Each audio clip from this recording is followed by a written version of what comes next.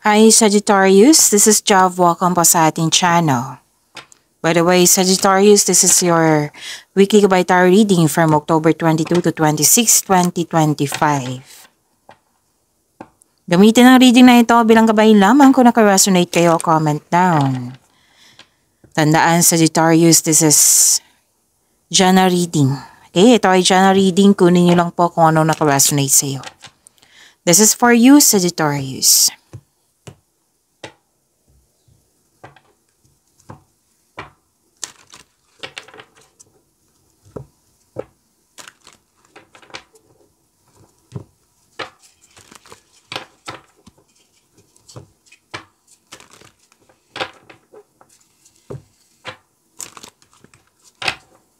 Para po ito sa iyo, Sagittarius, ngayong October 22 to 26, 2025.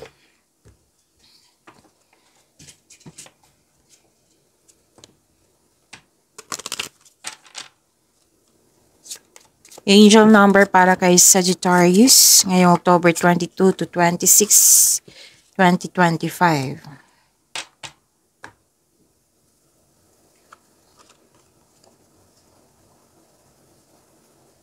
Angel number 777. Alignment. Sabi po dito, your progress is recognized and alignment is here. It is within your reach. The whisper is reminding you to stay the course and feel source working through you. Your gifts are being recognized. So to attract more blessings, let us say the power affirmation. I blossom and bloom as I use my gifts. All things simply align as I feel the feeling of the divine. So this is angel number 777. So this is a sign of spiritual awakening, inner wisdom, and wow, this is good fortune, ha? Anong tawag dito? Mabuting kapalaran. Okay? Magandang kapalaran yan. So, it encourages you to trust your intuition and your inner guidance as you are on the right path towards your goals. So, this is spiritual connection. This is good fortune. Oo. 777 is a lucky number. Considered as a lucky number. So, it suggests that good things are coming into your life. This could manifest as a positive outcome or a period of good luck. Next is inner strength and wisdom. And financial abundance. Claim niyo po, Sagittarius.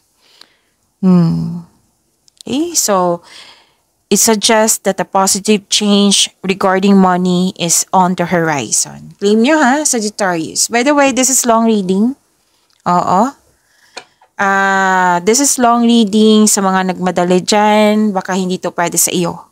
Kasi may natanggap akong bash the other day. Oo. Na sinisisi ako sa, anong tawag dito? Sa advertisement. So, si YT po ang nag-set niyan. Hindi po ako. Sa mga hindi pa nakakaalam. Okay? So, may mga sinasabi ako dito na paalala kasi kailangan. Kasi hindi, maraming mga bago na kailangan natin i-guide. Bigayan po tayo dito. Sa mga patuloy na niniwala sa ating channel, maraming salamat po. Sa nag-bash sa akin, okay lang po. Gusto ko lang ipaalam sa iyo na hindi lang to para sa iyo, para to sa lahat. Para sa mga bago, para sa mga nagstay dito, para sa mga sa mga mga matagal na dito. Okay?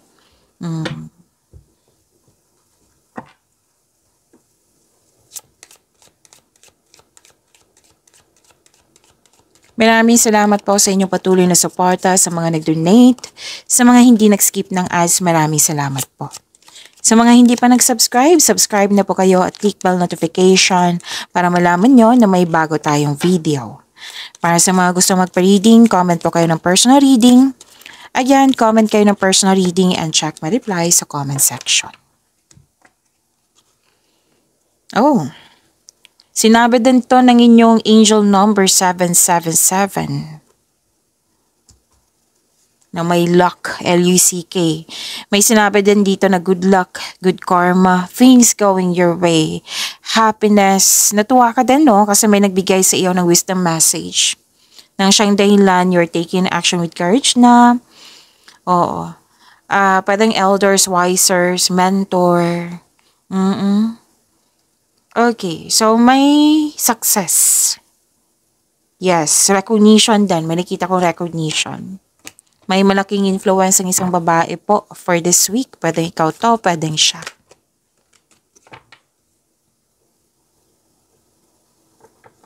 This is about your energy, Sagittarius.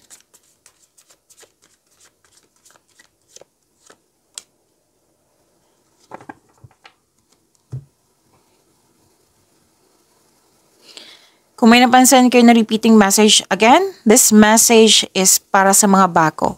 Okay? Kung may napansin kayo na repeating message, yan po yung pinupush ng cards sa inyo. Like for example, nanood kayo sa inyong monthly kabay tarot reading, daily kabay tarot reading, sa second half of the month of October, at dito din, at may napansin kayo na repeating message. Yan po yung pinupush ng cards sa inyo na kailangan yung bigyan ng atensyon, solusyon at aksyon kung maaari po. So na yung energy ni Sagittarius. Balanse. Balanse po, stability and pagkakaisa. May kasiyahan buhat sa paglilibang. This card reminds you na magkakaroon ng balanse sa inyong schedule. Panahon sa sarili, sapat na panahon sa sarili, sapat na panahon sa partner, sa pamilya, pwede din sa mga kaibigan. Kasi nakita ko dito, pwedeng overspending sa trabaho or sa travel. And advice to. Okay, may advice dito. Tamang pag-manage ukol sa pinansyal at budget para mas lumago pa ang iyong kaperahan. Okay, may nagsabi kasi sa akin ngayon na huwag niyong hayaan na mag-overspend kayo sa trabaho. Yung panahon sa sarili, pamilya, sa partner. Kasi kung hayaan nyo po na, kumbaga, wala kayong sapat na time for them, to yourself, baka may tampuhan eh. Wala pa na, sabi kasi niya ng card huwag magpabaya. So, kailangan ng sapat na panahon sa sarili, sa kanila din. Okay? And nakikita ko dito na may mabilisang desisyon. Yung inaantay mo na mensahe, darating na po. So, this is a clarification again na may parating na blessings na magbibigay saya sa'yo. May dalawang card kasi nagsabi dito, may travel. Or di kaya ay bagong tao na darating sa iyong buhay. At pwedeng makakatanggap ka ng event invitation or may mag-ask sa'yo ng date na may energy dito na excited ka eh. Isa o maraming alok idea ang darating sa'yo. So prepare yourself, magiging busy ka. May parating na exciting opportunities din, lalo na sa inyong career and money. So this is about your energy ha. Financial stability, sinabi dito sa tatlong card mo. Kasali na po itong si angel number 777. Claim niyo po, Sagittarius.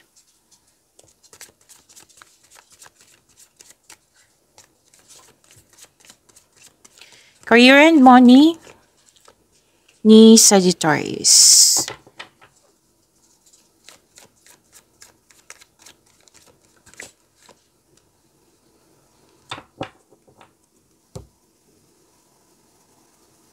Puro offer.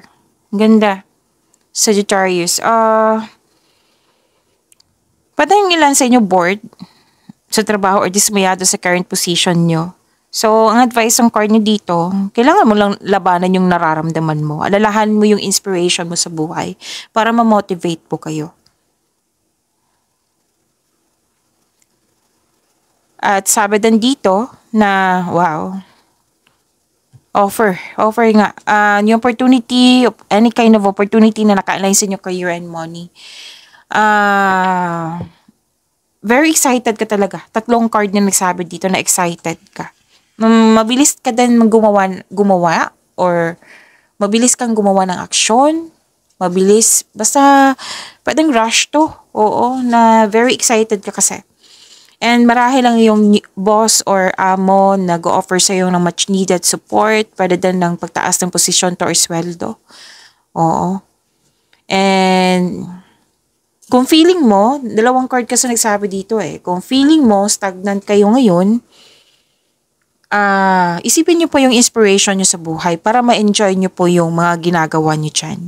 And good news is on the way. Oo, may good news pa kayong matatanggap. So, bibigyan mo ito ng agarang aksyon. Kasi dalawang card kasi nagsabi dito na may dumating, tapos bibigyan mo siya ng agarang aksyon or reaction. Tapos nanindigan din kayo sa inyong desisyon, nakatuon kayo sa inyong layunin or project. And umiwas lang kayo sa toxicity. Oo. At basta po may dumating dito, nabibigyan mo siya agad ng aksyon. Or magdudulot sa iyo na baguhin ang kilos. Basta po nanindigan kayo dito. Okay?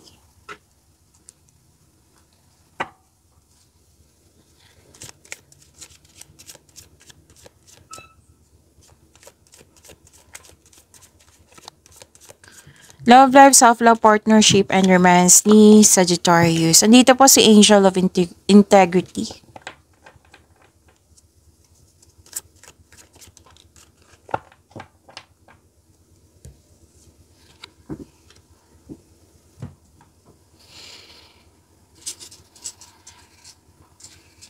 Okay. Nakikita ko dito, para sa mga single, naging hard worker ka.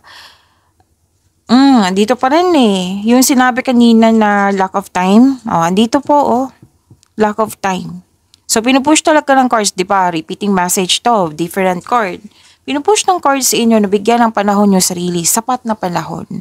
Partner ba? Kaibigan ba? Family mo ba?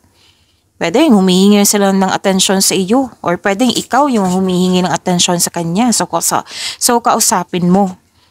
Okay? Naging hard worker pa daw kayo. So, sapat na time para magpahinga, para enjoy yung sarili nyo. Para sa mga relasyon sa buhay mag-asawa, same pa rin about sa time, lack of time. Huwag niyong hintayin talaga na hindi kayo, pwedeng nangyari na ngayon na hindi kayo nagkaroon ng pagkakaunawaan ng dahil sa lack of time. So, kung meron man na nagkaroon na kayo ng lack of time na hindi nagkaroon ng pagkakaunawaan, mag-usap kayo. Panatilihin maging totoo sa isa't isa. Pwede ikaw to yung may concern sa lack of time or pwedeng may concern sila sa iyo. So, pwede, may nakita naman ako ditong pagkakaayos na magagana. Okay?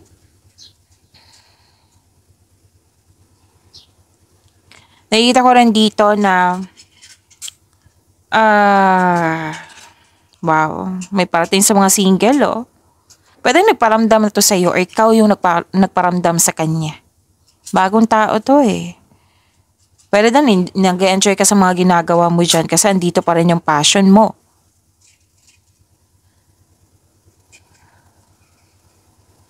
Para sa mga relasyon, sa buhay mag-asawa, okay, this is good. Kasi mag-uusap kayo. Mag-date or outing, mag-uusap kayo. This is good.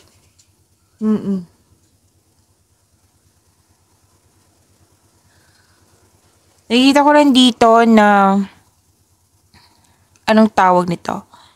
Okay. May advice kasi sa mga single na huwag kayong magmadali na magkaroon ng relasyon. Slow down, enjoy yung getting to know each other stage kasi may ibibigay yung universe sa iyo. Kailangan lang ng mahabang pasensya. Okay? And sa mga buhay mag-asawa sa mga relasyon, malapit nang maabot yung goal niyo sa buhay. Okay? So, andito po si Angel of Integrity. Kung may napansin, okay. In Angel of Integrity, so this is To attract more blessings, let us say the power affirmation. Let us say, I have a balanced outlook and treat others fairly. I have a balanced outlook and treat others fairly. Ang ganda ng mensahe. Kung sa Tagalog pa kasi may nag-request. Okay. Mayroon akong balanseng pananaw at patas na pakikitungo at patas ang pakikitungo ko sa iba. Yan. Pag-imanin niyo po yung blessings sa binigay sa inyo, Sagittarius. See you tomorrow. Maraming salamat po.